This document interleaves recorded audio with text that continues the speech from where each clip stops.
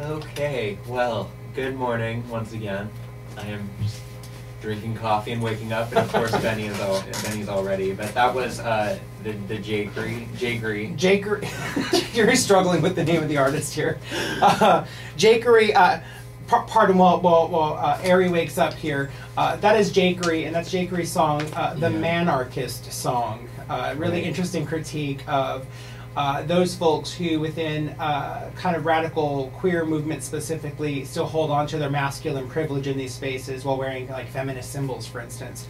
Yeah, I love that song. Yeah, very interesting. I was singing it definitely. Oh, we hear snapping along. Yeah. Yes, excellent. Well, good morning, everyone. Welcome to Beyond the Binary with me, Benny, and with me and Aria. Hi. Yeah. You're not me. I'm me. You're you.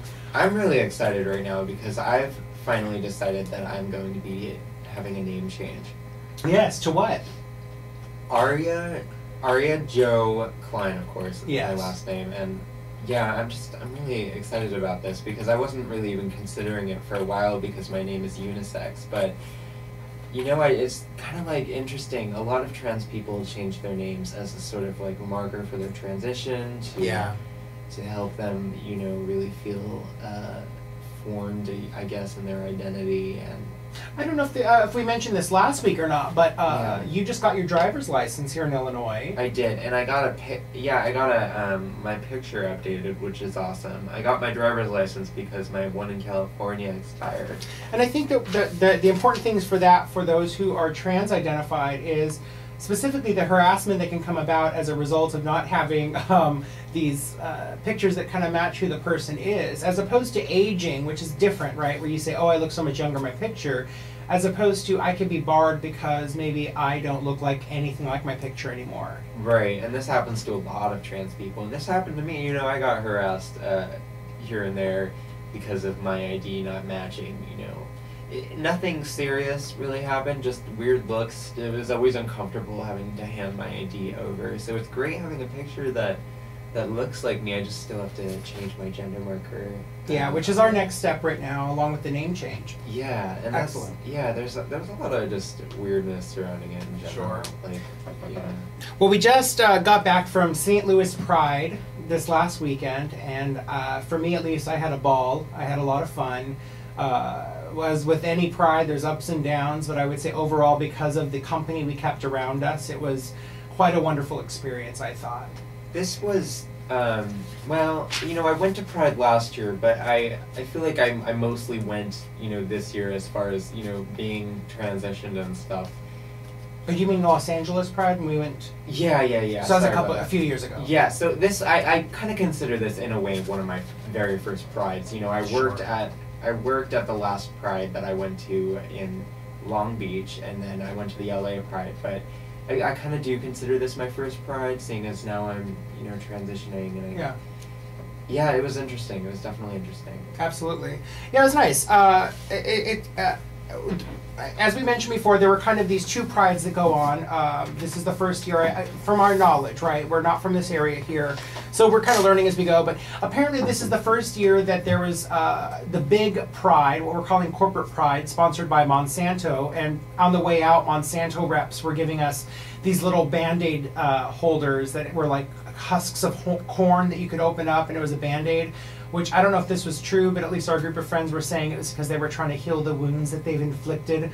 Are you serious? Well, that's what some of our friends were saying, and I don't know if that was a joke. I doubt that the reps were saying that, but nonetheless, it was kind of ironic and funny all at once. But Aaron and I very kindly said, no, thank you. We're going to pass on handouts from Monsanto. Right. So you know, it's kind of bittersweet because we got into the Pride free because of them, right? Yeah, it's definitely a double-edged sword. Like, corporate sponsorship is it's one thing, right? Getting your events sponsored is very useful because it really helps financially. Like, for this Pride, it's free of charge to get into the actual festival. Nobody likes paying to get into Pride. Well, because it's difficult, right? And it really kind of sets up this bar about what accessibility might look like, right? In terms of who can access these spaces. Back in Long Beach, if you worked for 4 hours by selling tickets or whatnot, you would get in for free. So it's basically work to get in. But then as a result, they also, as an organization, would pay, I believe it was $20 to the organization of your choosing as well. So there's something very interesting about how there's an expectation of those without money then have to lend their labor in order to get into experience Pride. It's deeply problematic in and of itself, but it's certainly an option that other Prides do not have. Versus this one where it's completely corporate sponsored, and then you get in for free. Look, right? I think Pride is so important because when we're there, I mean, we even noticed when we left Pride, it's a completely different feeling than when we're in Pride. It's very, you feel this, sense of safety. You feel this sense of comfort being around. People who are, are in support of you. Just regardless of the various protesters, you feel a sense of comfort, and it kind of it's a shame that there is that kind of bittersweetness to it, where that there are all these sponsorships and you see a bunch of banks around you. Yeah, I mean, and there's this kind of these two things. So like, I love what you're saying here. So when Aaron and I were leaving the Pride grounds, going back to our hotel, walking back, a block out, we had to walk, I believe, 5 blocks or so, but a block out, then all of a sudden it was back into like this normative space where all of a sudden people were stopping and staring again, and it got really scary really quickly. It was just, so yes, I agree. It becomes a momentary safe space for some bodies, and of course, I believe we both agree that there's no such thing as an absolutely safe space. But oh gosh, no. For a moment, right? Well, and there's moments even in this Pride space where, at the very least, certain types of issues you don't have to worry about, right? Like you don't have to be worried about being stared at for that reason, for gendered reasons, particularly, for instance. Somebody still, absolutely. So it's very interesting. And then going back to the corporate thing, also part of that weird net that ends up happening is that as a result of the corporate sponsorship, that means that now people, patrons who went to Pride this year now kind of expect Pride to be free. And so as a result, in order to keep that up, now St. Louis Pride, even though this is the first year doing it apparently downtown at this bigger arena, are now kind of expected to give this thing for free. Which Pride did you like better, the one downtown or in Tower Grove? Tower Grove, 100% Tower Grove. I enjoyed both for different reasons, but I appreciated Tower Grove so much more. So let's go ahead and explain that.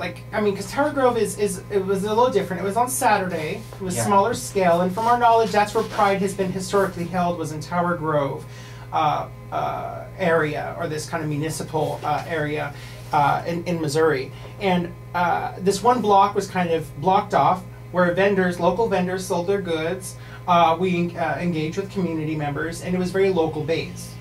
It was great, and we can't really speak too much towards the nostalgia of missing Tower Grove or what have you, because we're not from the area. But I mean, I can say that I enjoyed the atmosphere of Tower Grove a lot. As when you enter like the other Pride in downtown area, you get this really weird corporate feeling. Well, sure. There are just corporations all around you showing their support, and it's the weirdest corporate. Right. Well, and like window, like they're selling windows. Well, that's the thing. It's not even Pride. Like you have like window installers, and they're just there selling goods. It has nothing to do with Pride, and I don't buy it.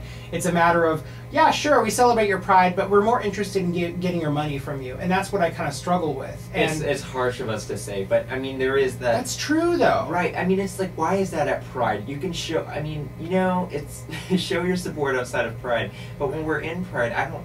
Like Costco is signing up people for memberships. Costco Wholesale is signing up memberships. How is that prideful? So weird. And you know what? We actually ran into some women that were doing some activist work in Pride, handing out flyers talking about all of these incidences, especially with Monsanto's or whatever. Yeah, like really like they offer it was just these two, which is great. They just printed up these little leaflets that really just kind of outline some of the major supporters of Pride this year at St. Louis and what it means to kind of lend that support. Like, for instance, I remember the parade when it was going by, it was like Macy's went by, and I thought, really? Macy's? I would rather see more of hospice care. I'd rather see more of community members and groups that are working with and around people living with AIDS. Like when these groups pass by, or youth groups, this is what I consider the community-based pride, and this is where I'm deeply unapologetically against that corporate pride feel of Macy's and the Pride Parade or FedEx. Right, it's FedEx troubling. is completely anti-labor, and that's primarily what I struggle with. More recently, with our own strike here at SIU, that's what I struggle with. Right? It's really troubling, and it makes me think like. What does it mean? Like that type of pride, whatever that means for this corporate sponsorship, is less about pride and more about look what we can do. We're cutting edge. We have a gay club for our gay employees. And I'm like, well, what does that mean? Like, what do your policies look like? What are you supporting to make sure that those of us who are LGBT, where the T is not silent, are going to secure a job in this place if we decide, for instance, to begin transitioning? Right. So but the Tower Grove one, I think the only corporate sponsorship I saw was Domino's Pizza, and they weren't selling pizza so much as they had a big sign that says, "We celebrate Pride," and I thought, oh, yeah. okay, great, wonderful. I'm really pleased. So there were different things to enjoy about each Pride. Yeah, I really enjoyed Downtown Pride. There was that small little problem that we both had, and we're gonna critique everything here, but we definitely, I think, altogether enjoyed Tower Grove more, didn't we? I think so. That overall, community feel was just something you can't, Well, it's more like the type of folks that, like the type of you're more apt to see, and we did see and engage in a few people's dialogues, more radical leaning politics. Private businesses, right, independent, right? Right, a lot of local businesses that are just trying to really reach out and talk to folks. It's not about we're a business that celebrates pride so much as we are vendors and we are sellers who ourselves are queer. We're here to support you because we are supporting ourselves. That's my thing too, yeah. I think that's great. It's just fabulous. Now, I'd like to maybe change gears a little bit, if you don't mind, and talk about maybe some more of a pushback against the inclusivity of the rainbow, and how we can maybe trouble that rainbow a little bit in our experience at Pride, and not just this Pride, but other Prides. I've been to a number of Prides. I can talk endlessly about my experiences with Long Beach Pride. We talked last week with Alex Davis when you'd seen Alex perform at Long Beach Pride. That was the first year that Long Beach had a specific. Now Long Beach is much larger. I'm talking 80,000+ people per day showing up. Multiple, I believe it's 5 or 6 performance stages with 5 or 6 different things going on, like a cowboy arena, a Latin stage, a hip hop stage, a huge dance tent. And then this one year was the first year where they had a transgender stage, and that stage was primarily lined up with transgender or gender variant artists or musicians or what have you. Which is awesome. Absolutely, but as a result, you also had a lot of the GLB walking by with kind of furrowed eyebrows. Like, it was actually a very scary space to be around because we had independent artists selling their work there, their artwork, and then we had musicians and GLB people that would not step foot into that trans space. And we're being clear, this was back in Long Beach. Back in Long Beach, yes. Okay, Long Beach, California, where we are from. So, yeah, the feeling beneath the rainbow. There's a lot of trans people talk about this, and yes, we're hopefully going to be stretching this conversation beyond this one show. I know I want to have an interview soon with a friend who recently wrote an article about really great article about how she feels, about the rainbow. And it's hard for me to even want to critique it because I never want to critique or separate myself at all from anyone in the LGBT community. I think that is, I think, our main point is that we really want to continue to involve ourselves within it. But there is still going to be this weird feeling as, transgender people really try to make their mark in the community for, it's really starting to expand now, right? Absolutely. We're starting to become more visible. Absolutely. A more visible community, a more, vocal community that's fighting for our rights right now, just the same. And it's really interesting. Being at Pride, even for me, it was. Allow me to ask you this: when you see the rainbow flag, what do you see? How do you? Oh gosh, you did have a visceral reaction after Pride. You really did with me, and maybe it was just between you and me. Not that I'm trying to out you here, so much as I think that maybe when you and I are alone, we can kind of voice some of this frustration sometimes with the erasure of you didn't know, Benny and I are partners, so yeah, we do. I love the rainbow flag personally, yes. and I know a lot of trans people don't see that as their flag, but I definitely do. I have no issue seeing and involving myself in the rainbow flag, but I think that's because I'm able to define myself within it. I just love it. It makes me happy. I feel like I'm amongst queer folks that, oh gosh, you know, can at least, you know, a lot of them may not understand trans folks, but I feel like it, you know, it's there. It's still kind of there. Yeah. The T in LGBT is still being represented in some way. Absolutely. You know, I definitely, you know, don't feel completely welcome at Pride. It's almost like I'd rather be at, you know, a trans Pride in specific, just to be completely surrounded by trans people. And a lot of trans people feel this way about Pride. I just feel like we need to grow more within Pride. We need to work more alongside the LGBT in Pride, and we need to have our own little setups in Pride. That wasn't really that apparent in St. Louis. I loved the supporters, the trans supporters that were at Pride, though. I've never seen that many trans prides in one space. Right, but we do I would like to see just as many trans flags as I do. And, you know, and I wonder if that is a result of not necessarily organization, because it's never the organization's job to say this is your place. Yeah. Period. Because then you have folks who feel obligated to do something and to be something that maybe they don't know how to articulate themselves or not prepared to articulate. Right. And so I'm wondering how much of this is a result of not as many active groups of trans folks in the region who, as a mobilized group, say we are here, we are trans, we want our own contingency in the parade, we want our own this, we want our own that. As opposed to the trans march that just happened in San Francisco, where hundreds upon hundreds of trans folk kind of show up and do this thing. Which is beautiful. Yes, and I'm wondering what it would mean, for instance, if next year you and I were to try to start up a contingency to say, let's see how many trans folks in the region we can get together to march in this parade. Right. How many trans folks we can get to show up to say, this is our network that we're trying to start here. Simple visibility like that. I mean, that is just the simplest form that would be so great to see. Just trans people marching as trans people. Sure. You know, I think that's wonderful. Well, and there's a lot of folks, I remember when there was this one young trans guy who was walking down he was part of, I believe, 3 different groups. So I guess he would march the parade route, run back around and march the parade route. And he was there with his huge trans pride flag. And Ari and I were standing next to a few Sisters of Perpetual Indulgence and a few other folks who were around us. And when he had come by the second time, they were wondering what the flag was. And they had no context for the transgender flag. You know, the baby blue, the baby pink, and the white, and this kind of repetitive order. Right. And so there's also just a general lack of knowledge still about the presence of trans folks because the rainbow, and I think this is where that feeling of feeling ousted can be, right? That when they're asking, what does that mean? I'm not going to try to blame folks who maybe feel a little bit ostracized here. I think we're at those moments faced with the moment of do we train and educate our fellow community members? I believe yes. I believe when I hear them say, what is that? It's my task to say that's the transgender pride flag. Right, as opposed to, how do they not know? Well, they don't know because they don't have access to that knowledge the way that maybe we do. Sure.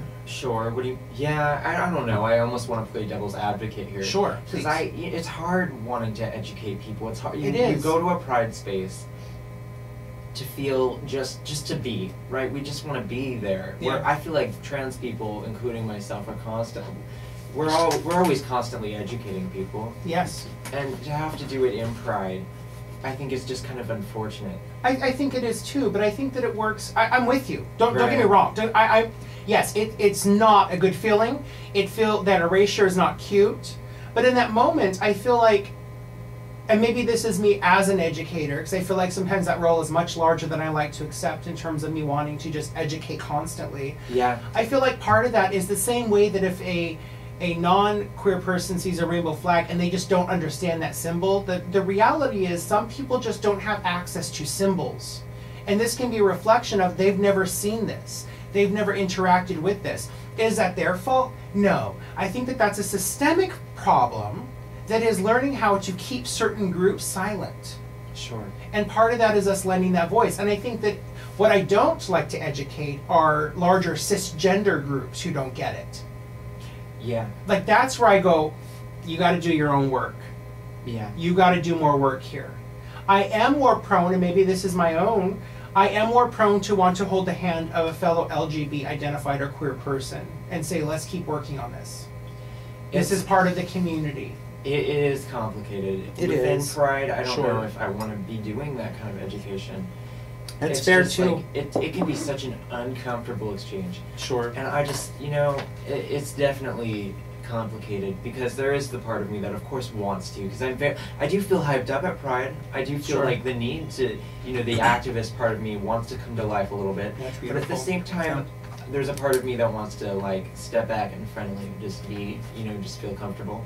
Yeah. And hope that, because that was kind of the visceral reaction I was having, is this discomfort of not being perceived as a woman and not being perceived as trans even. It can be complicated, Well, sure. It can just be difficult. And I think that, and if you don't mind, this is a really great segue maybe in a moment that we can play Laura Jane Grace of Against Me's Transgender Dysphoria Blues song. So I just want to mention, like, that's one of the key things that I think that a lot of our LGB friends or allies or what have you, one of the struggles even within like a pride space is as a trans person being still read as the quote wrong gender. And I say quote because, for instance, the assumption might be, oh wow, you make a really good drag queen, or oh look, it's a drag king, as opposed to no, I am a man or I am a woman.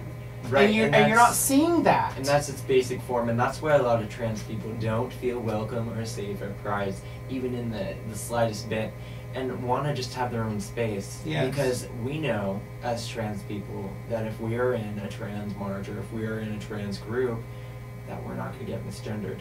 Right. Right. And even if it's that simple. It really is. And the reason why I'm connecting this to Laura Jane Grace's Transgender Dysphoria Blues is there's this really wonderful song or lyric in the song, and she really kind of marks, I think she does a fine job at marking like this kind of trajectory of dysphoria. And she talks about just the simple act of wanting to be seen as the woman that she is, right? Like, but she wants to be seen as the woman the way that you see other women. And that difference is important. It's an important marker that can, for a trans person at Pride, can still trigger dysphoria at a Pride event. And I think that is more common that we'd like to talk about, that trans people can sometimes walk away from Pride more dysphoric. I certainly did. Yes, Aaron certainly did, and Aaron really struggled with that. And part of that is at Pride, trying to keep a smiley face on for the sake of other people that are having fun. And it's difficult. Excuse me. It's difficult, I think, in terms of that kind of pressure, that you're not playing Pride right. You're making this about you, when it is. It is about all of us individually and how Pride can work against trans people. Exactly. Yeah. Exactly. So let's play her song. Okay, sure. Yeah. So this is Laura Jane Grace. She is the lead singer of Against Me. Yeah, the amazing punk band. We actually really like this punk band, Against Me. Excuse me. This song is not recorded yet. We just got this. It's a live recording from off of YouTube. She has a few tracks, recordings out there of this, so it hasn't been officially released yet. But this is Transgender Dysphoria Blues. Well, it's not really being kind of credited to Against Me, but Laura Jane Grace. But she does sing it with her band. Okay. So anyways, welcome back. I love that song, Transgender Dysphoria Blues. You can find it on YouTube right now. Hopefully they will, or she will, release this as an official track at some point. It'd be really great to hear it.